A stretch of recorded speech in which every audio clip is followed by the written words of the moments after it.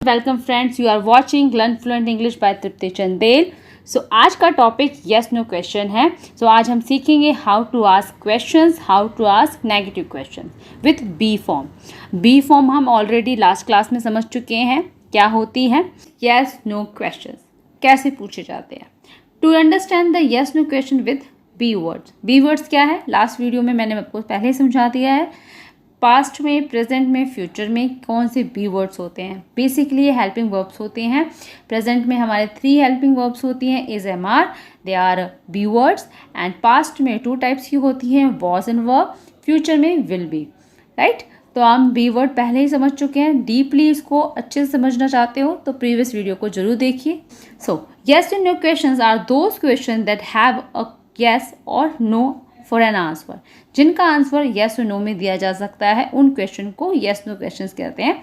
For example, are you busy, क्या आप busy हो, येस और नो, राइट। क्या आप बिजी हो, आप हाँ बोलते हो तो आप बिजी हो, ना बोलते हो तो नहीं हो। अब समझने वाले हैं how to make questions, how to make question structure. Yes और no question with be word are form by shifting be word the front of the sentence. जब आप बी वर्ड को सबसे पहले रखते हैं सब्जेक्ट से पहले तो एक क्वेश्चन सेंटेंस में कन्वर्ट होता है। फॉर एग्जाम्पल, बिजी, तुम बिजी हो। आर को आप सब्जेक्ट से पहले शिफ्ट करते हैं तो एक क्वेश्चन में कन्वर्ट होता है। लाइक आर को हमने पहले शिफ्ट किया, देन उसके बाद सब्जेक्ट बिजी। आर हमारी क्या है, helping verb, right. Are you busy, क्या तुम बिजी हो। There is a medical shop nearby. There is a medical shop nearby. Nearby होता है आसपास, मेडिकल शॉप आसपास है। आपको पूछना है क्या मेडिकल शॉप आसपास है, तो आप सिंपली इज को आगे शिफ्ट कर देंगे। Is there a medical shop nearby? Is there medical shop nearby? क्या मेडिकल शॉप आसपास है। He is a businessman. वह एक व्यापारी है, वह एक व्यापारी है। अब हमें पूछना है क्या वह एक व्यापारी है, तो आप सिंपली बी वर्ड को सब्जेक्ट से पहले शिफ्ट कर देंगे। इज ही अ बिजनेसमैन, क्या वह व्यापारी है, क्या वह व्यापारी है। They are at office, they are at office, वे ऑफिस में हैं, वे ऑफिस में हैं। अब पूछना है हमें क्या वे ऑफिस में हैं, तो आप बी वर्ड को आगे शिफ्ट कर देंगे। Are they at office, are they at office. It is working, it is working, वह चल रहा है। इट इज़ वर्किंग, वह चल रहा है। अब पूछा जा रहा है कि क्या वह चल रहा है, क्या वह चल रहा है, तो इसको शिफ्ट कर देंगे आगे, बी वर्ड को शिफ्ट कर देंगे। इज इट वर्किंग, क्या वह चल रहा है, इज इट वर्किंग, राइट। जब आप सब्जेक्ट से पहले बी वर्ड को शिफ्ट कर देते हैं तो ये आपका क्वेश्चन सेंटेंस बन जाता है। नेगेटिव क्वेश्चन विद वी कैसे बनाए जाते हैं, नेगेटिव क्वेश्चन विद वी कैसे बनाए जाते हैं। सबसे पहले हमें ये समझना होगा कि नेगेटिव सेंटेंसेस कैसे बनाए जाते हैं। Negative statement with be are form by using not. Example, he is a doctor, वह एक डॉक्टर है।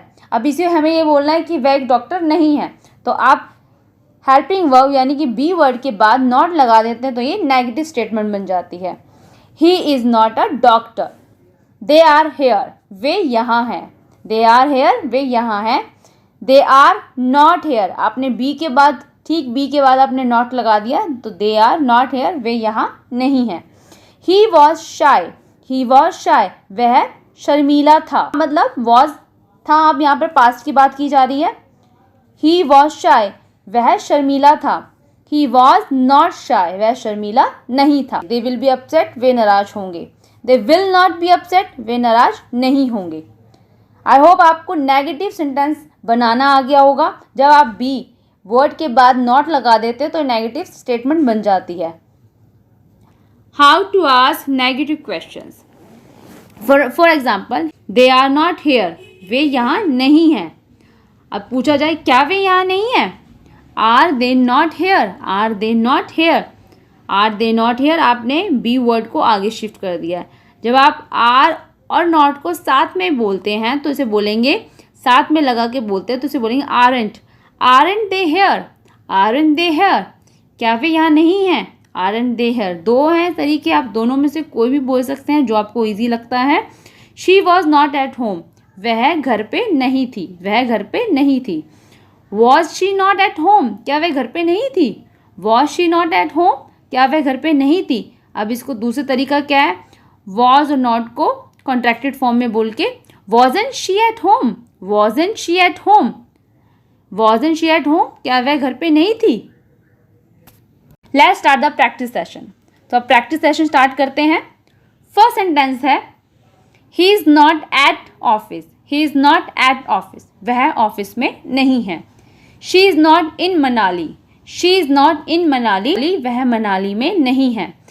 That is not my mistake, that is not my mistake, यह मेरी गलती नहीं है। मिस्टेक मेरी गलती नहीं है।